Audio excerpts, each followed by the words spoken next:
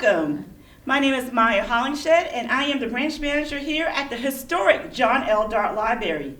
Today, I am happy to welcome Damon Fordham, author of Black Folktales and Chronicles of South Carolina. Damon L. Fordham was born in Spartanburg and raised in Mount Pleasant. A graduate of the University of South Carolina, go Gamecocks, and the College of Charleston, go Cougs, he is the author of 5 books, a public lecturer, tour guide, storyteller, and adjunct professor at the Citadel of History at the Citadel, go Bulldogs. He has lectured in America, Canada, and West Africa, and has toured numerous foreign and has worked for numerous foreign and domestic media outlets. And this is a summary of his latest book, Black Folktales and Chronicles of South Carolina.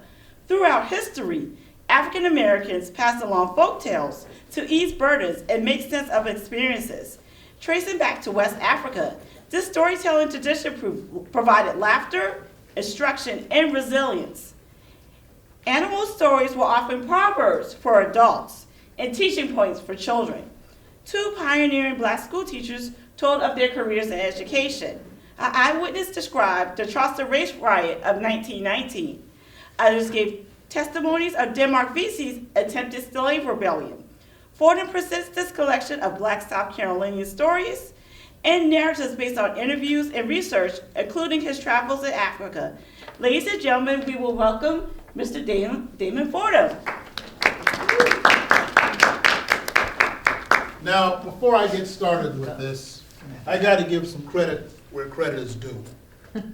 Part of the reason I'm here today is because back in 1971, during the early days of desegregation, when my lifelong best friend Lucius Rouse and I were going to Mount Pleasant Academy, we were in one of the earliest classes of desegregation, and I had just spent 2 years in segregated schools.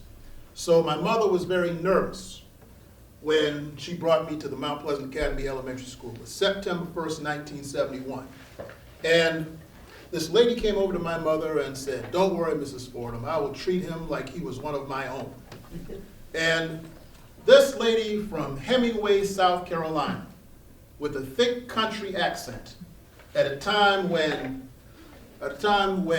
we were still had rocks thrown at us in the streets and chased out of the neighborhoods and all of that, and there were riots in different schools over desegregation and all of that. When all that was going on, there was this white lady from Hemingway, South Carolina, who saw something in me. She had me in front of the class doing recitations. She had me writing my own little books and everything, and she encouraged me along that path. To every year after I left her class, I would come back to her and tell her how I was doing. And so when she was dying of cancer in 1994, I made it my business to tell her that there were many times in my life that I could have grown up with hatred toward white people. But every time I started to think like that, I had to think of you. And you were the one who prevented me from thinking like that, and you also set me on the direction where my life is going today. Well, Miss Bertie Sanders passed in 1994, but her daughter Patty is here right now, and I'm so happy to see her here. So since her mother is basically one of the reasons I'm doing this right now, would you please give this lady a hand? And her husband, what's your name, sir? Dan. Dan, good finally meeting you. Well, anyway, we reunited on the 50th anniversary of me being in her mother's class. We reunited over at the Okra Grill in Mount Pleasant, and so it was pretty tearful and everything, but I'm very happy to see her here today, as well as the rest of you, because for something like that to happen in 1971, I mean, that says a lot when you consider how things were back in those days. So having said all of that, ladies and gentlemen, I'm about to begin.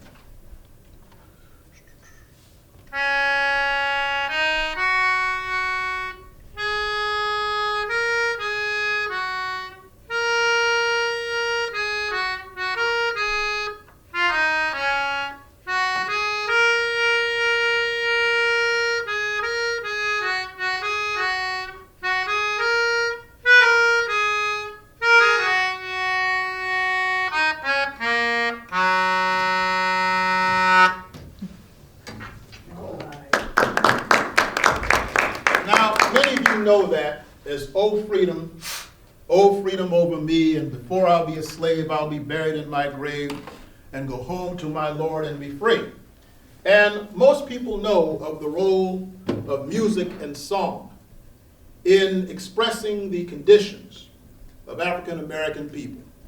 But one thing that has been not talked about a whole lot is the role of folk tales in this process.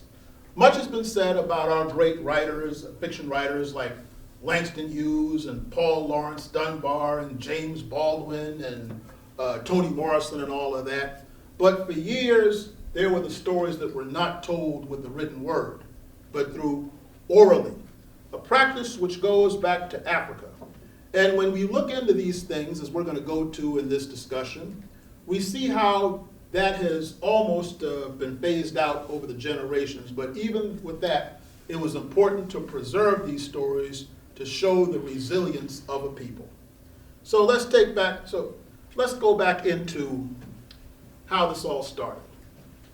For the last 3 years, I've made trips to West Africa as well as Egypt. And while I was in Africa on each occasion, I was able to spend time with some griots.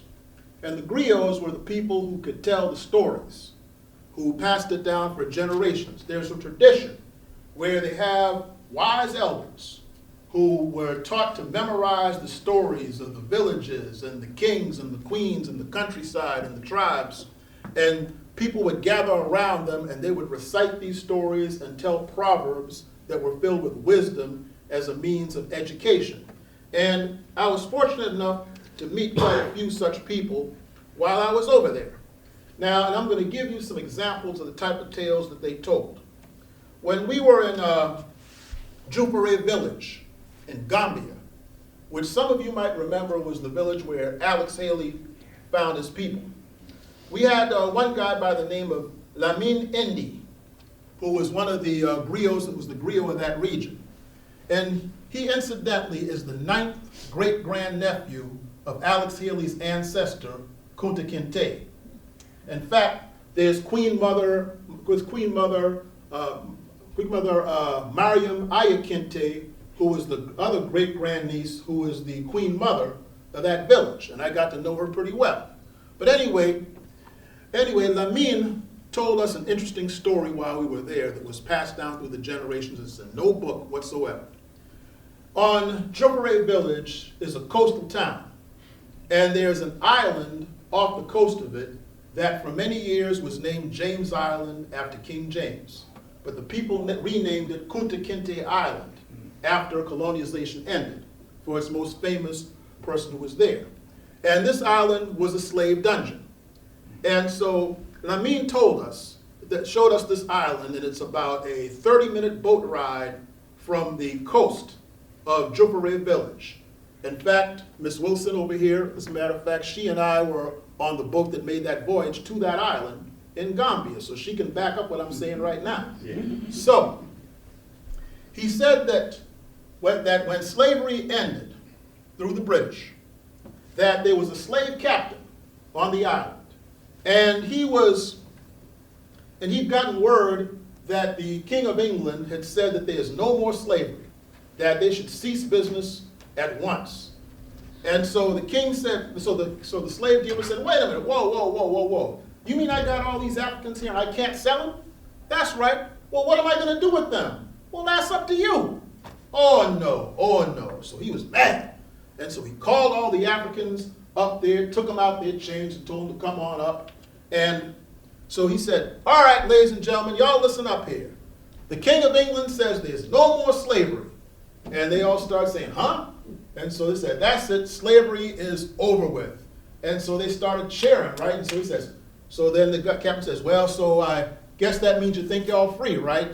And they said, yeah. And he says, well, I'm going to set y'all free. And they said, yeah. And he goes, on one condition. They go, what's that? And so he was on that island, and he looked toward that shore that's a half an hour boat ride from the coast of the Jupere village. And he said, y'all want to be free? And they said, yeah. And so he pointed to the coast and said, swim back. And if you tried to swim back on a place that's a half an hour boat ride, what would happen? Exactly. And he said that this was basically how they dealt with the issue of freedom of these people at that time. Pretty deep stuff. And then another story that our guide over there was a fellow by the name of Sekou Kasama. And took pretty good care of us, but he was also a master griot.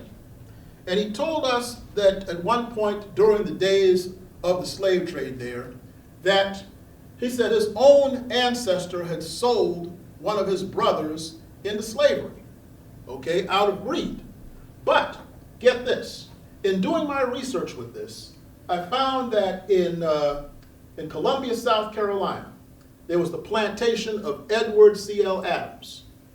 And he had an elderly black storyteller there named Thaddeus Gooden. And one of the stories that Thaddeus told was about King Buzzard. And he said, and this is in 1928, Thaddeus Gooden said that King Buzzard was an evil king in Africa who was selling his people left and right into slavery, including his own family members. So that when he died, he first went up, and they looked at the record and said, wait a minute, you selling your own folks into slavery? Man, we can't take you up here. We better send you down. And so he went down there, right? And said Satan came over to him and looked him up and down and said, wait a minute, you selling your own people into slavery? Man, that's too dirty even for me. No, you can't come over here. So what happened was they turned this evil king into King Buzzard, who went flying around the world, feasting off the dead for eternity, because he was too bad for heaven and too bad for hell for selling his own people into slavery. Both of those stories are important for several reasons. And the thing about that is that, see, people often say this stuff about, well, the Africans sold each other into slavery. Some did, but those stories show what they thought of people who did that, and that was a practice that was not met with approval. And that's important. And another story that they told over there was that of the talking skull. Said that there was this fellow who was walking down the field and he saw this human skull there. And he said, oh, I wonder what's this? The fellow picked up the skull and he said, I wonder what this skull is doing here. And then the skull said, talk brought me here. And he goes, what? And he said, you heard me, talk brought me here. Oh my goodness, a talking skull. Man, let me run back over to the king. So he ran back over to the king and said, Your Majesty, Your Majesty, Your Majesty, what do you wish for? I have the business of my tribe at hand. Why are you bothering me? Your Majesty, I just saw a talking skull. You what? You heard me? I saw a talking skull, Your Majesty. Listen, how dare you waste my time with foolishness such as this? You had better tell the truth, or else I will have your head. And so he went to the king, said, here it is. See the skull over here? Okay, go ahead and say something for His Majesty. Skull didn't say anything. Go ahead, say a few syllables, talk, sing, do something. Skull said nothing. Come on. He starts sweating. Say something for the king. Start nothing. The king said, that is it. I've had enough of this foolishness. Off with his head. So, for a couple of days later, another guy is walking through the forest, and he sees the skull. And it's the skull of the same guy who the king had cut his head off earlier. And he picked up the head and said, I wonder what the skull is doing here. And the skull of the man who the king just cut off said, talk brought me here. Speaks for itself. And so one more that I want to get into regarding Africa is one that has a direct connection with the United States. Miss Wilson was with me when we met a great griot there named Dr. Ousmane Sene over in Senegal, West Africa, at the West African Cultural Center. And he told us something really fascinating. He said that the parents in Senegal tell their children of the stories of Look and Boki. He said that Look was a wise rabbit who knew that he was too weak to fight against the stronger animals, so he had to use his brain. And his enemy was a strong but ignorant hyena named Boki. And so the parents would instruct the children to be like Look, who was wise but weak, but to fight against, and not be like Boki, who was big and greedy, to show how brain was better to have than brawn. And I said, wait a minute, this sounds kind of familiar here. So when I went back here to do research on my book, I found out that in 1874, there was a white lady from Massachusetts named Abby Christensen who came down to visit a man named Nathaniel Hayward, who had a plantation in Port Royal. And so as they're sitting on the porch and drinking tea, Nathaniel Hayward said, Miss Christensen, you want some entertainment? She said, sure. And so he went out in the field and got one of his field hands. Hey, Prince. Yes, sir? Come on up and tell Miss Christensen here from the north that story that you like to tell. Oh, yeah, sure. He says, well, you see, once upon a time, there's this rabbit, see? It was Brother Rabbit, Brer Rabbit. And he had this wolf who wanted to eat him, right? So the wolf made this lump of tar and put a hat on it and a carrot nose and button eyes on him and a pipe in his mouth. So he figures that he'd catch the rabbit and have it for dinner. So the rabbit come up to him, how you doing there, stranger? And then he shook his hand and then he realized he was caught in the tar. And so the wolf came over and was about to eat him and said, I got you now, Brer Rabbit. And he says, Brother Wolf, I know that you got me here, but please, whatever you do, don't throw me in that briar patch. Don't throw you in the briar patch? That's right. You can cut my head off and skin me alive, but please don't throw me in that briar patch. Oh, don't throw you in the briar patch, huh? Well, I'll fix you. 1 for the money, 2 for the show, 3 to get ready, and... Hey, Brer Wolf, yeah? You're forgetting something. What? I'm a free man now, you can't get me for dinner. Ow!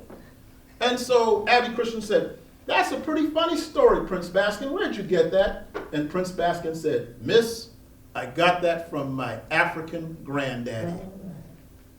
And so when you hear the Brer Rabbit stories in America, the foundation of that was what Dr. Ousmane Sene told myself and Miss Wilson in Senegal, West Africa that summer, and that's how these things connect.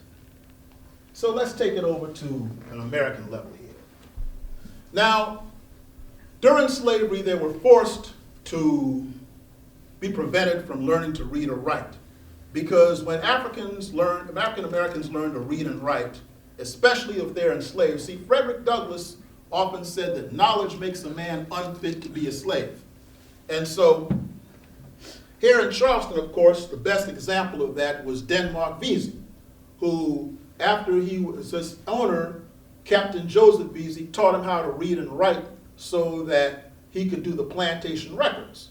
But Denmark was reading other things, such as Exodus 21:16, that said, he that stealeth a man and selleth him shall be put to death. And Revelation 13:10, which said, he that leadeth into captivity shall be led into captivity, stuff you don't usually hear in church. And he was reading about the Haitian Revolution, where the blacks of Haiti overthrew the government of Napoleon to make Haiti the first free black republic in the Western Hemisphere. So he tried to start the Great Slave Rebellion of 1822, but one of his men, William Paul, told it to a guy named Peter Prealo, who told his master, who called the militia and had him and his men arrested and hanged. But during the trial of Denmark Vesey, a really fascinating story came up about just how Denmark was with regard to slavery.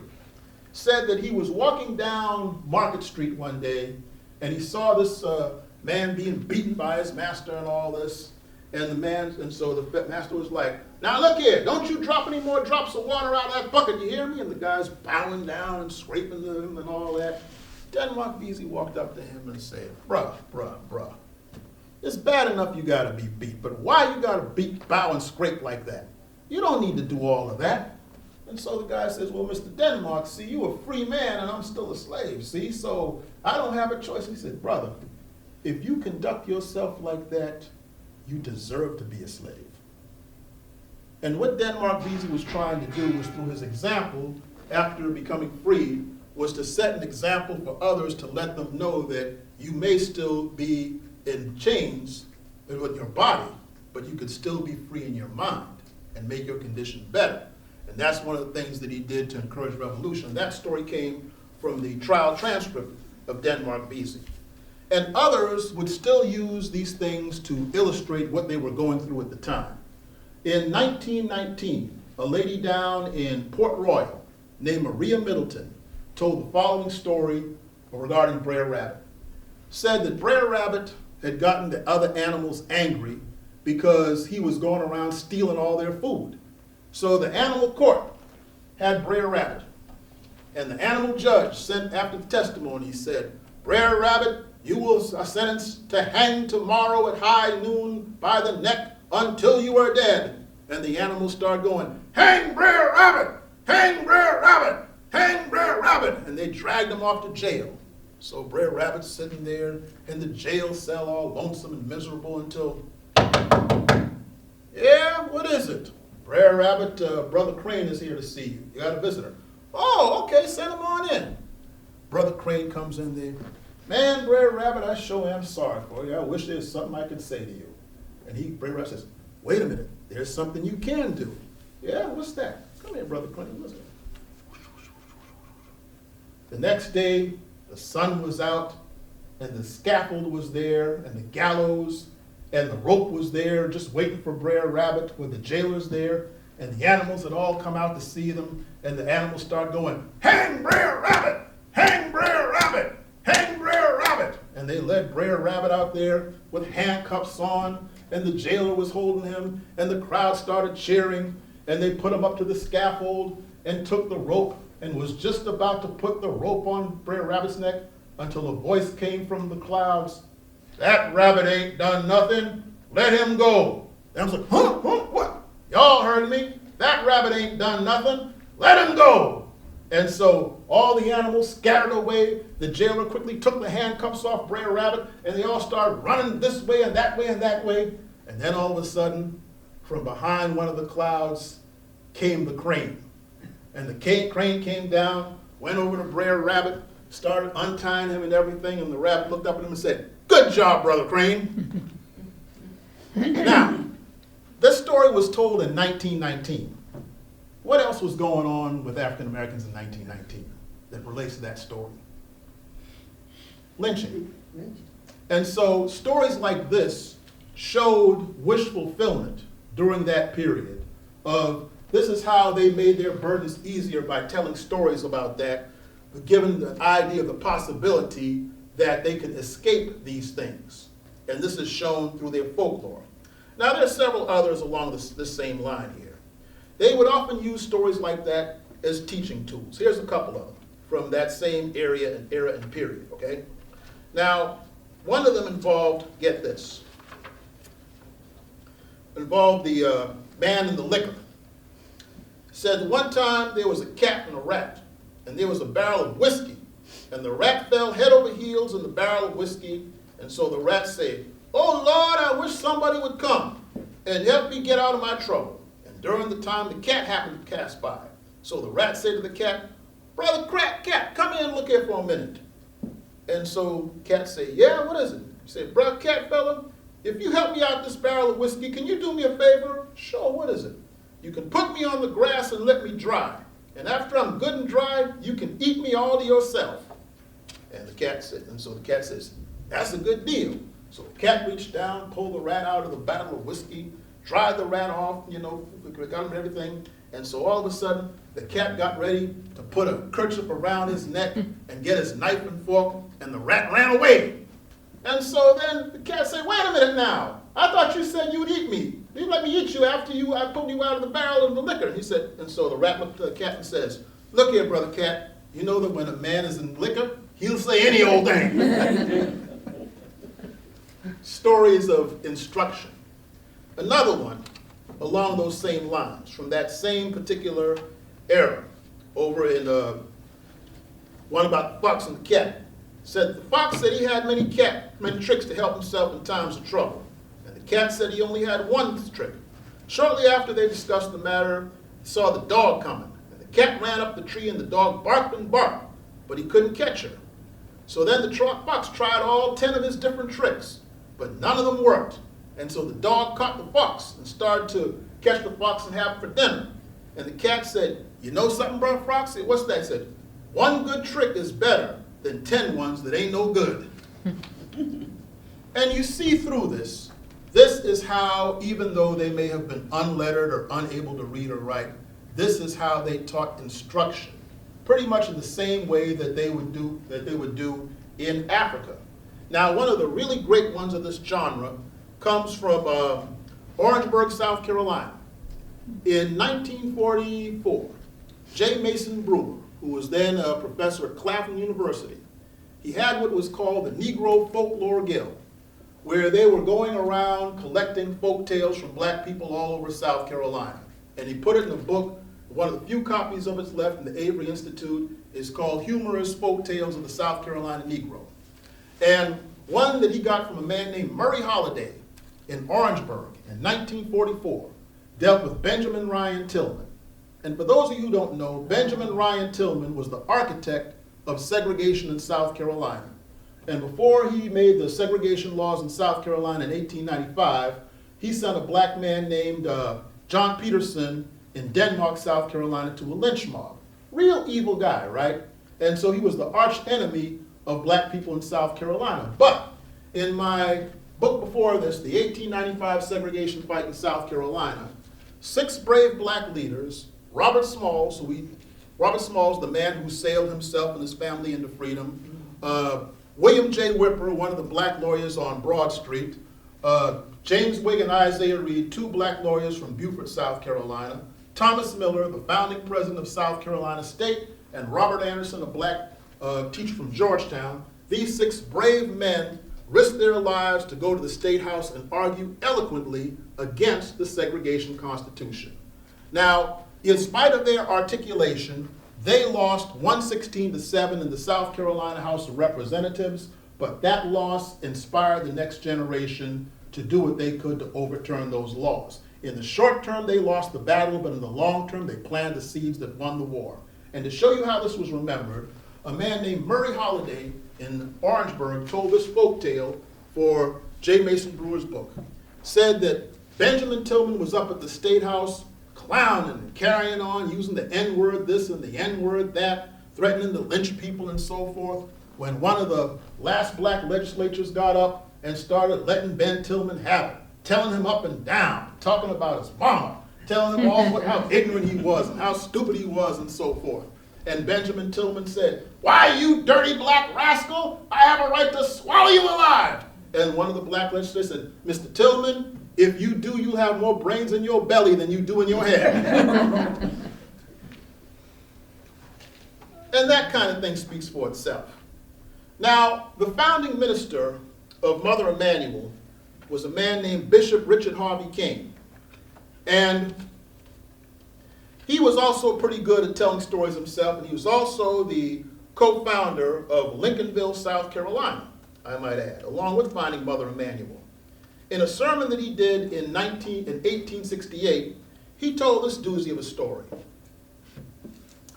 "I bear in mind he said, I retrace my steps and I shape my petition to simply state the poor of any class.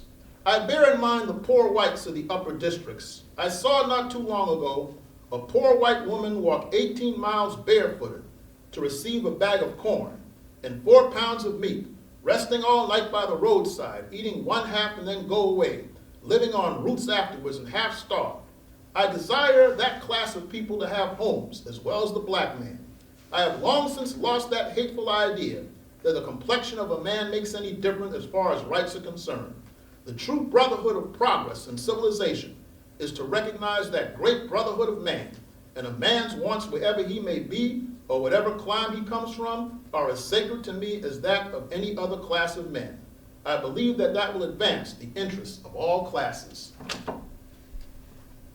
And that's an excellent use of storytelling that these guys did to illustrate their points in those days.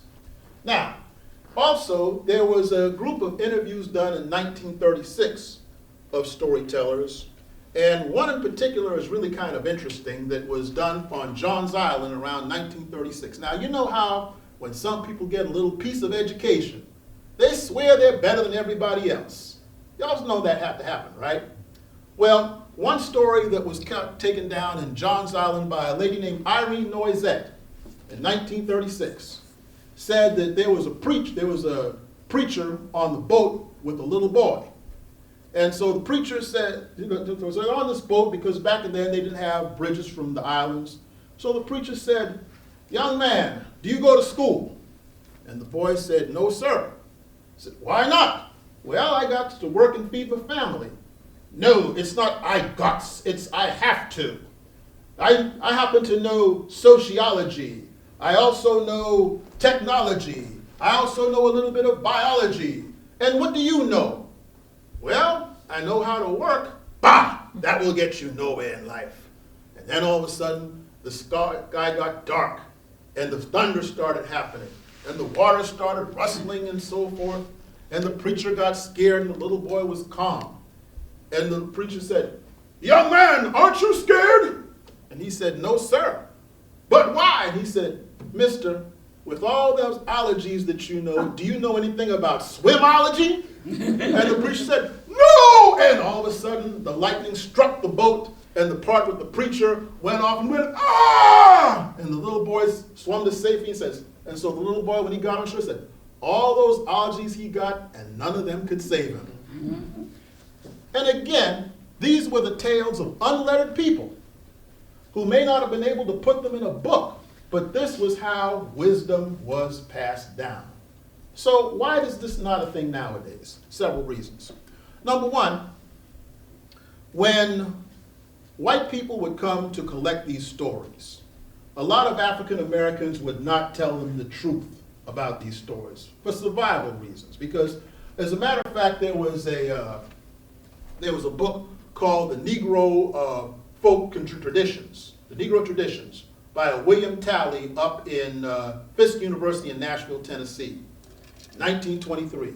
And he said that, that oftentimes, using the language of the time, Negroes would simply not be candid with white people for fear of their lives and fear of their jobs. So a lot of these stories were kept within. But the problem was that there came a time when in the 60s and 70s, when the young generation said, man, I don't want to hear all that old-time slavery stuff. Man, that was back then. I don't want to hear about that now. And since a lot of this stuff was not written down, the stories often died with the elders.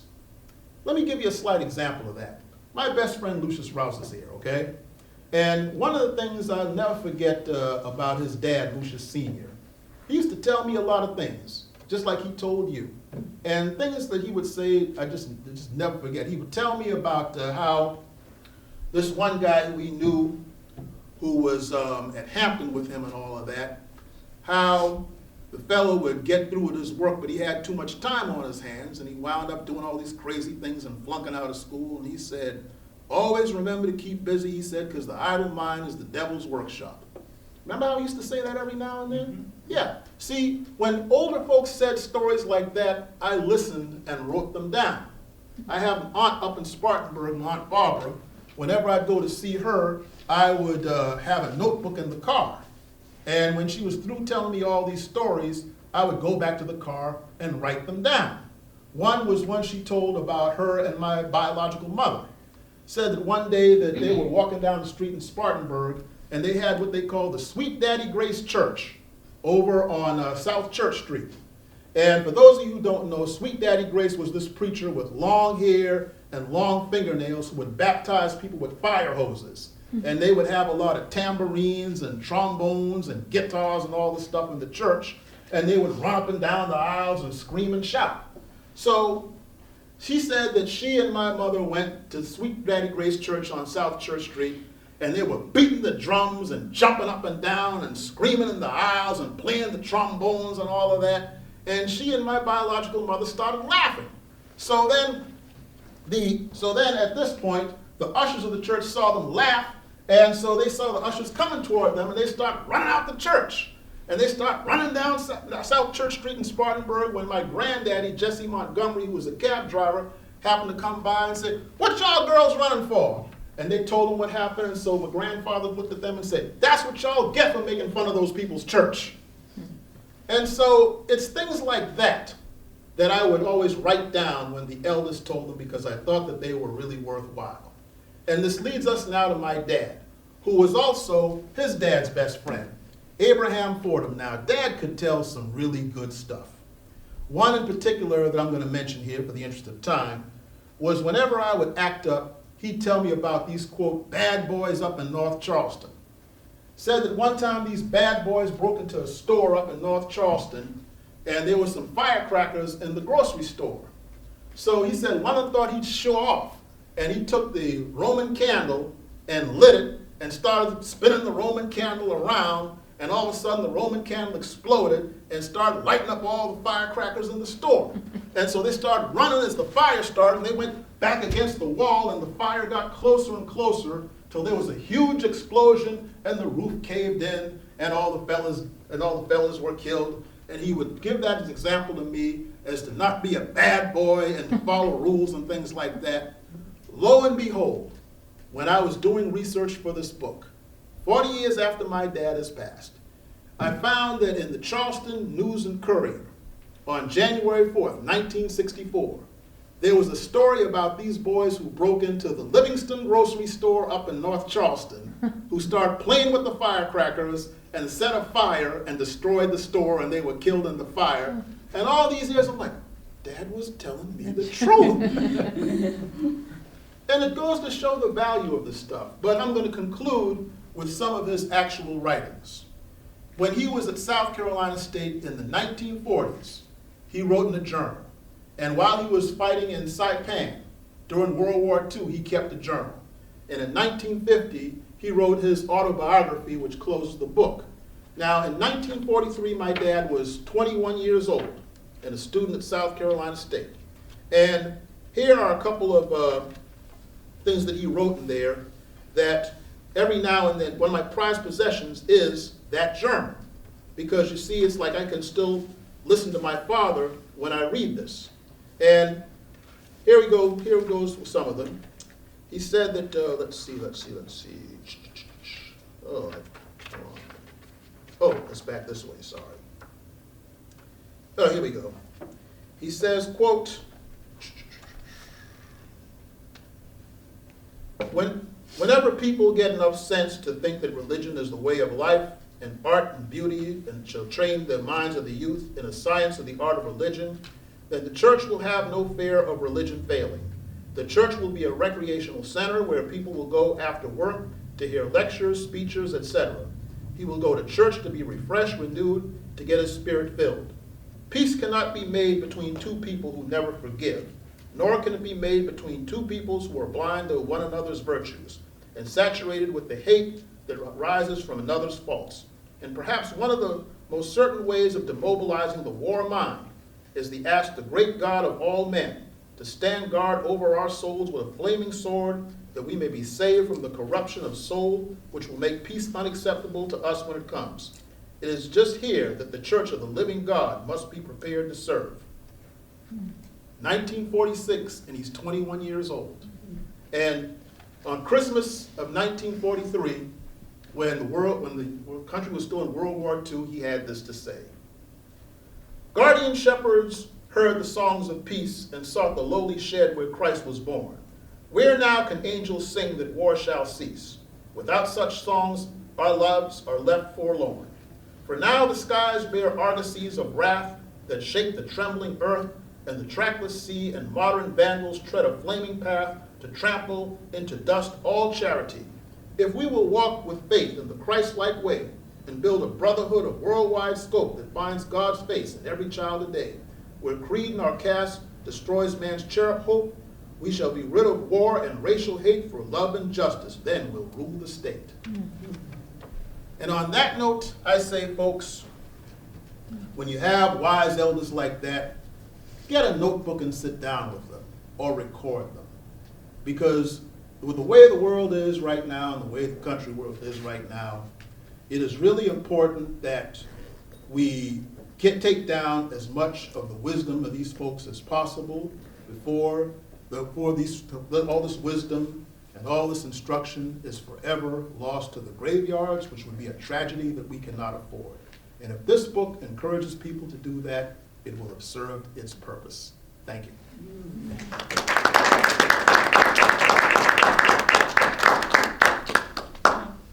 Do y'all have any questions for Damon? Actually, I have one, and it goes, you kind of touched on it at the end about recording. And when you were in Africa, now that I guess the tradition of telling stories seems like it's starting to fade away, are they recording those so that they can be propagated? Very much so. I have some griot albums that are from Africa, as a matter of fact. Many of these things have been recorded. They are often featured on radio and television over there. And if you go on YouTube, you'll see a lot of these things. In fact, I was telling you about how Ms. Wilson and I heard Dr. Usman Sene while we were there. I made it a point to film that and put that on my YouTube channel so I could take notes from that, as well as several others over there. When we were in Ghana back in November, there was a griot named Enoch Kojo, who I recorded him in Kumasi in Ghana, West Africa. He was telling us these fascinating stories about that I'm going to use in my next book. One of them was about this town that was founded by the Giant of Ghana. And the Giant of Ghana, he said, was one of King Pharaoh's troops in Egypt who was sent to go after the children of Israel when they escaped from Moses. But as you probably know, there was the water that came after the children of Israel left and drowned Pharaoh's soldiers. Well, since he was a giant, he couldn't be drowned. But he knew that Pharaoh would kill him, so he came back. So he went further south or west to West Africa and became the leader of these people over there who helped him fight off these tribal enemies and build this village, things like that. I filmed things like that so I could put in my next book that's going to be somewhat of a sequel to this. So the storytelling tradition is very much alive and well in Africa, more so than it is here. But fortunately, they realize the value of it. Any other questions? Maybe they respect the elders more over there than they do here. Is that true? Their culture is, I talked to some students in Ghana about that the last time I was there. That is something deep within the culture, because she and I went into one of the villages in Gambia, and I mean, the children were all well behaved and everything. They were having fun with each other and all of that, but it was clear who was boss in that village. That their whole family life and village life is still very much intact, and that's more so in the villages than, of course, than in the cities. Mm-hmm. But it's still pretty a strong thing in the culture, and there's still books written about African folklore and their tales and all of that. It's a really rich culture, and one of the things that I was glad to do with this book was to make that connection that'll hopefully expose people to this. And in the bibliography, I have listed some books on African folklore that people could go back and read. And let me show you how real deep this is. Now of course, Mr. Gooding here is a storyteller himself. And you know about the Anansi stories that come from Ghana, right? Well, we were in this village outside of Kumasi where they had this ceremony for us, where the Akan people initiated us, and they gave us African names. And they named me Kwaku, okay? Which they said means the child who was born on Wednesday. Well, get this. It turns out that you have the Anansi stories out of Ghana about a wise spider who outwits everybody else. And his full name is Kwaku Anansi. And so I later asked one of our group, do you think that they know that I'm into storytelling when they named me that? And he's like, could be, because she could tell you that when we were in Gambia, one of the village griots took myself and Dorothy Jenkins aside and had us sit next to him while he was telling the story of his village. And so I asked Sekou, who was our guardian, he said, why did he call me over to him to sit next to him? And he said, he sees you as his American counterpart. And he knew nothing about me. So that's how deep the stuff is. In Senegal, everybody swore that I'm Wolof, right? And so my first year and second year there was this young lady who was at the museum in Dakar who was telling all these stories, and I got this eerie feeling around her. And she and I kept looking at each other, and this Sekou, who himself is Mandinka, he's smiling and laughing the whole time, right? And so at the end of this, he goes over to her and whispers, and this young lady, her name was Kaidiba, and she looks at me and goes, "Mon Dieu, mon frère." And if you parlez-vous de français, that means, "My God, my brother." And I said, "What's going on here?" And so he says, "Professor, meet your Wolof sister." And I'm like, oh my goodness, because this young lady could pass for my daughter or sister easily. And we've stayed in touch ever since. And so when I came back to Gambia, to Senegal again in 2023, you know, we were at the museum and we saw each other again and we embraced and cried and did the salam aleikums and all of that. And before she began telling her stories through the museum, she said, "I want my brother to come over here next to me as I do this." And it turns out that in Spartanburg, I was with one of my cousins and I was telling them all this. And so she goes, "Did you say Wolof?" And I said, "Yeah." And she showed me in the DNA, the family's DNA, that I am 60% Wolof. And get this, the Wolofs are the storytelling tribe of Senegal. So I come by this honestly.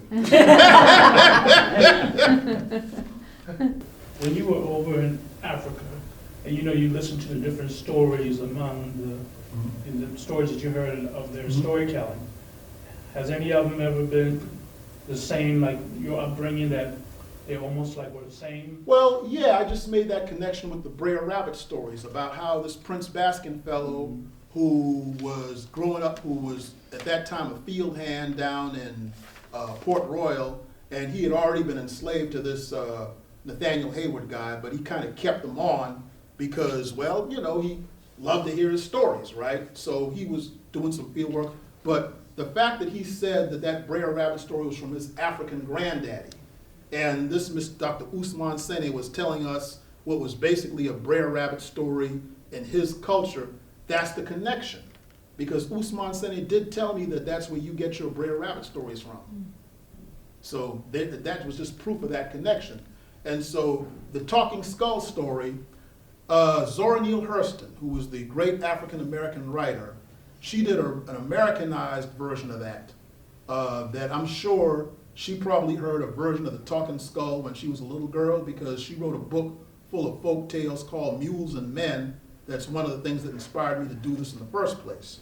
She said that when the story that they told when she was a girl was that there was a farmer with a mule, right? And that this guy who was enslaved to him was stealing the mule's feed, right? And so the farmer hid behind the barn while the guy went to steal the mule's feed, and the guy pretended that he was the mule talking and said, "Look here, boy, don't you steal my feed." And goes, "Huh? What's that?" And he said, "You heard me, don't steal my feed." And he's like, "Oh my goodness, the mule is talking." And so he ran off. And so the next morning, the guy's up on his porch saying, "Well, Jim, so you're gonna have a good day to work today." He says, "Well, boss, I'm gonna tend the mule, but I'm gonna tell you one thing." He said, "What's that?" He said, "Whatever that mule tells you is a damn lie." And so you can see how that connects to the Talking Skull story. So they brought these stories over here and passed them down, and over time they changed bit by bit. So to answer your question in short, Lucis, yes. And in the Anansi tales, it's told that the spider that climbs inside the melon and eats the inside of the melon, the fruit, and then he gets so bloated that he can't get out the little hole. And so when another animal comes along and is ready to eat the melon talks.